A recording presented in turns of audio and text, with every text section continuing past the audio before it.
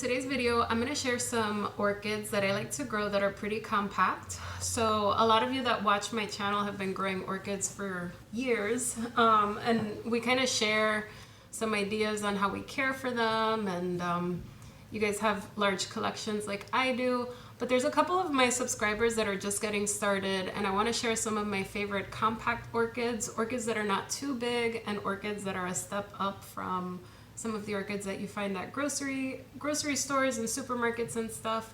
So I'm going to go through some of my favorite smaller orchids that you can try out. With that being said, let's jump right in. So, you know, a lot of people, when they start growing orchids, they start growing Phalaenopsis orchids because they're most common. So sometimes you could find these miniature Phalaenopsis orchids. This one is a no ID Phalaenopsis orchid. It's pretty small. It's not too hard to grow, and they just bloom, you know, once a year. Typically, the blooms tend to last for 2 or 3 months, so that's really nice. And then every 2 years or so, I repot it. So there's nothing wrong with growing these. This is a no ID. This one is, I'll put the ID below. This one I got from Hauserman Orchids. I love these because they're small, but you want to make sure if you're short on space that you're getting like a mini type Phalaenopsis orchid, and they won't take up too much room. But if you want to upgrade to something a little more different, the orchids I'm going to show you today all have fragrance. They're all pretty small. Usually Phalaenopsis don't have fragrance, so that's kind of one of my favorite things about these kinds of orchids, that the other types that I'm going to show you, they smell good, they look different, so let's jump right in. One thing you could start out with when you're starting to grow your orchids is you can get like a novelty Phalaenopsis orchid. So here's one. They tend to have multiple spikes. They tend to be fragrant. I'll put the ID for you down below.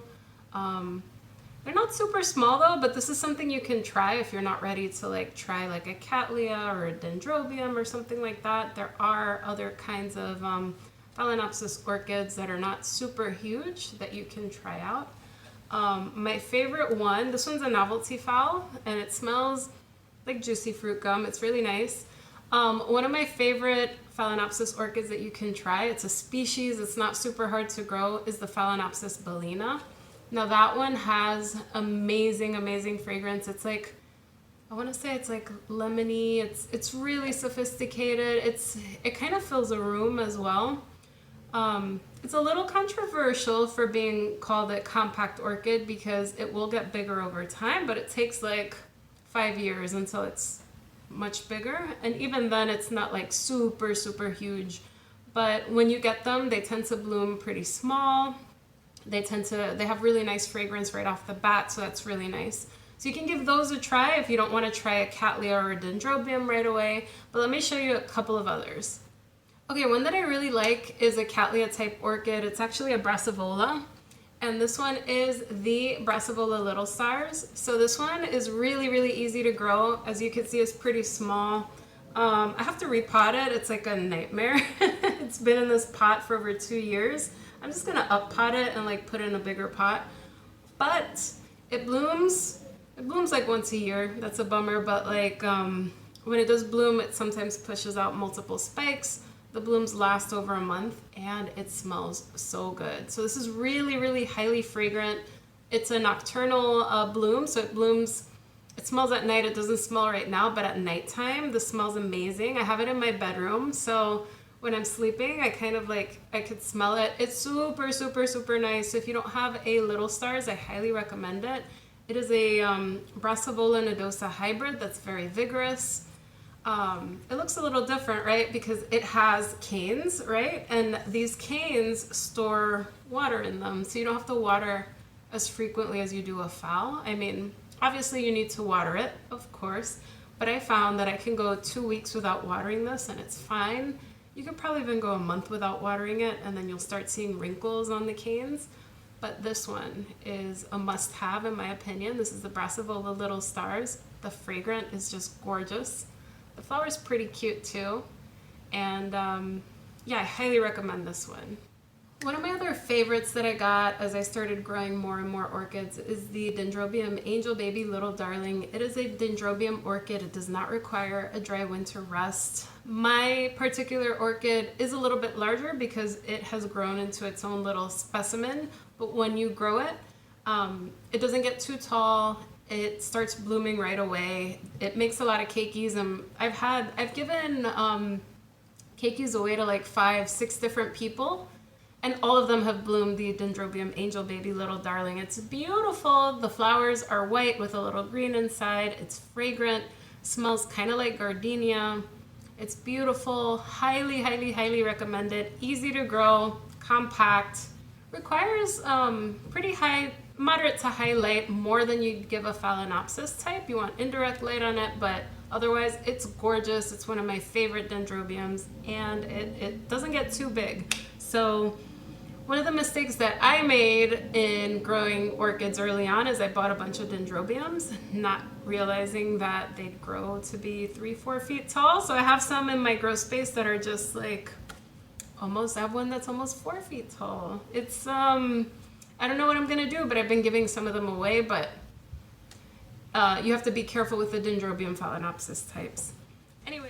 Okay, if you guys want really cool ones, they can be a little pricey depending on if you get fancy with them or not, but I love the Vanda falcatas, or otherwise formerly known as the Neophonetia falcata types.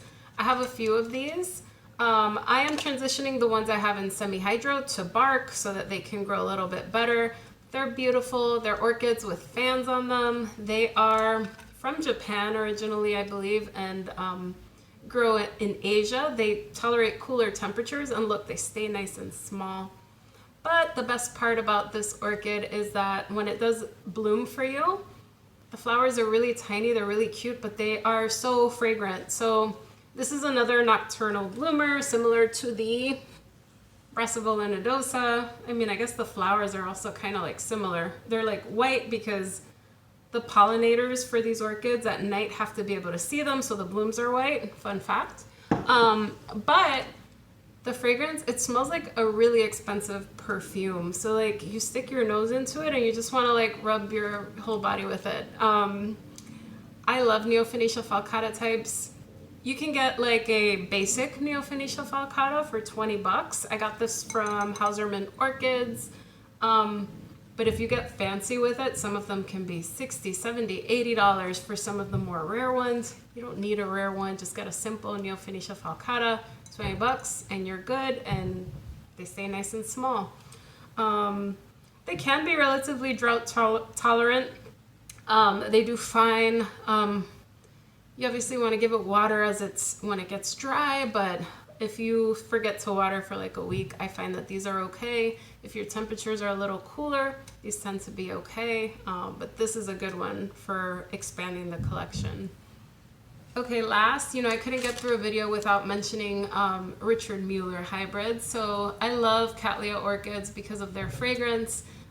Some of my favorites are Richard Mueller hybrids. Not all of them are compact, but I do have a collection of different types of Richard Mueller hybrids. Some of them have gotten bigger, but it depends on like what parents they have within them. So some of my favorites that stay pretty small are the BLC Pawella Spots, and that one blooms a ton. It tends to bloom from every single growth. Super vigorous, pretty compact. Needs higher light than a Phalaenopsis orchid, but they are gorgeous, they're vigorous, they're pretty small, and they don't take up too much space.